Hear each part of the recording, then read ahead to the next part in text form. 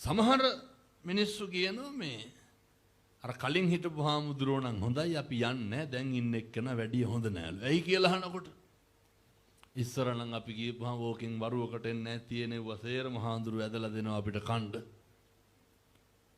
මේ පැතිවල එහෙම නැතුව ඇති. මං කියන්නේ මේ කණ්ඩ මේන පිරිසක් ඉන්නවනේ. මේ පැතිවල ඔතනවද නැතුව ඇති. ඇත්ත hina වෙන විදිහට අනෙක් සේරම පැතිවලට වඩා මේ පැතිවල එක් කරනවා වගේ. එහෙම ඔතණ්ඩ එපා. බැලියගේ කටිනේ දවසට. ලන්සිට් එක අතේ තියාගෙන ඔතන්නේ පිගන් ඕනේ නැහැ. එහෙම ඔතණ්ඩ එපා. ලෙඩෙකුට මිනිස්සෙකුට බත් ටිකක් අරගෙන යන එක වෙනයි. මම දැක්ක දවසක් ආමුදුරුවනේ කටිනයක් ඉවරලා පන්සලක